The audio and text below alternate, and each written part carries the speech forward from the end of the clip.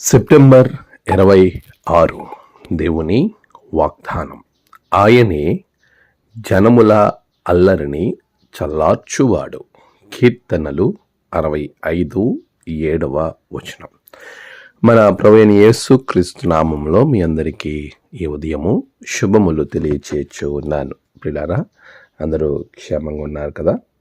ప్రభు మహాకృపలో మనమందరము కూడా మరొక దినాన్ని చూసే ధన్యత దేవుడు మనకు అనుగ్రహించాడు. ప్రియ విశ్వాసి, మన జీవితంలో ప్రభువు ఎన్నో అద్భుతములు, ఆశ్చర్య కార్యాలు చేస్తూనే వస్తూ ఉన్నాడు. ఈరోజు మనం సంతోషంగా ఆరోగ్యంగా ఉన్నామనంటే దేవుని కృప.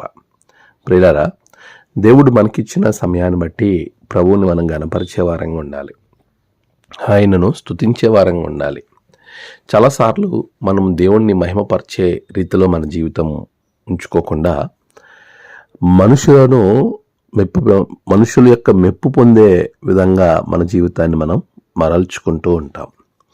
అది దేవుడు హర్షించే జీవితం కానే కాదు. ఈరోజున మన జీవితానికి దేవుడు పరిపూర్ణత ఇవ్వాలని ఆశపడుతూ ఉండగా నీవు దేవునిలో నిన్ను నీవు కట్టుకోవాలి.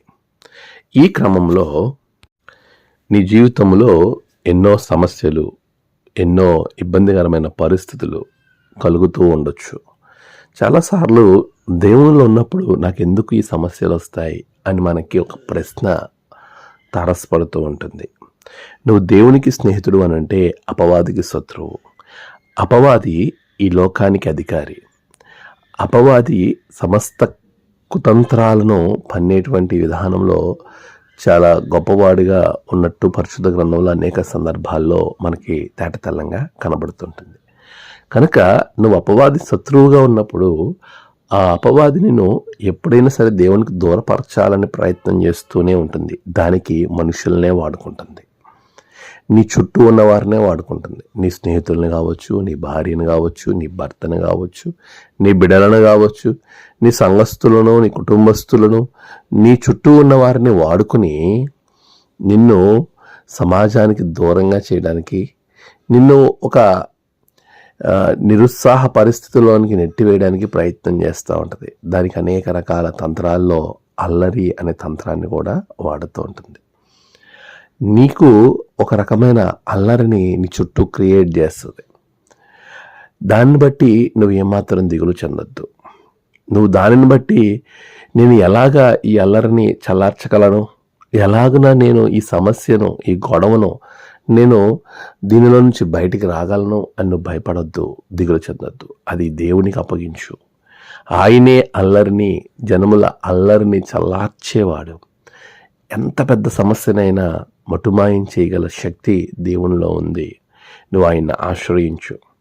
దానికి ఒక మంచి ఉదాహరణ పరిశుద్ధ గ్రంథంలో యాకోబుని మనం తీసుకుంటే, యాకోబు మోసగాడే, మోసం చేసి వెళ్ళాడు. అయితే ఆ మోసం వలన తనకు వచ్చేటువంటి ఇబ్బంది ఏమిటి అని మనం చూస్తే, అన్న చేతిలో చావవలసిన పరిస్థితి ఏర్పడింది. అటువంటి పరిస్థితుల్లో ఖచ్చితంగా యాకోబు తప్పించుకుని పారిపోతూ, ఇంకా ఎంత దూరం అని నేను పారిపోవాలి, ఈ సమస్య నుంచి పరిష్కారం నాకు ఎక్కడ దొరుకుతుంది అని గ్రహించుకున్నాడు. యబ్బోకు రేవు దగ్గర దేవుని పాదాల దగ్గర ఆయన గోచాడాడు. ఆయన పాదాలు పట్టేసుకున్నాడు. అంతే, దెబ్బకి ఆ అల్లరంతా సమసిపోయింది, తొలగిపోయింది. శత్రువు మిత్రుడుగా మారిపోయాడు అక్కడ. ఈరోజు నీకు అల్లరి నీ శత్రువులు క్రియేట్ చేస్తున్నారని నువ్వు భయపడుతున్నావా? నీ ఉద్యోగస్తులు, లేకపోతే నీ కుటుంబస్తులు, నీ స్నేహితులే, నీ కుటుంబంలో ఉన్నవారే అల్లరిని క్రియేట్ చేస్తూ ఉన్నారని నువ్వు దిగులు చెందుతూ ఎంతో మనోవ్యాధికి గురి అవుతున్నావా? వాటినన్నింటినీ విడిచిపెట్టి దేవుని పాదాలు పట్టుకో. ఎవరైతే నీకు సమస్యగా ఉన్నారో వారే నీకు ఆశీర్వాదకరంగా మారతారు. అట్టి కృప ప్రభు మీకు అనుగ్రహించునుగాక. ఆమెన్. ప్రార్థన.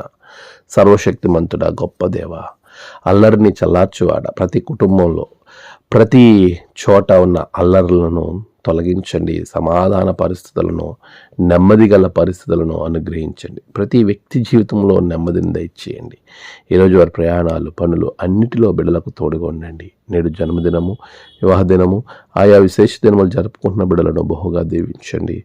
తమ ప్రియులను కోల్పోయి ఆదరణ కొరకు ఎదురు చూస్తున్న బిడ్డలకు ఆదరణ దయచేయండి. ఈ దినదీవులతో నింపమని యేసు నామమున ప్రార్థించి వేడుకొంచున్నాం తండ్రి. ఆమెన్. తండ్రి, కుమార, పరిశుద్ధాత్మ త్రియేక దేవుని దీవెన మీకు తోడుగా ఉండి నడిపించునుగాక. ఆమెన్.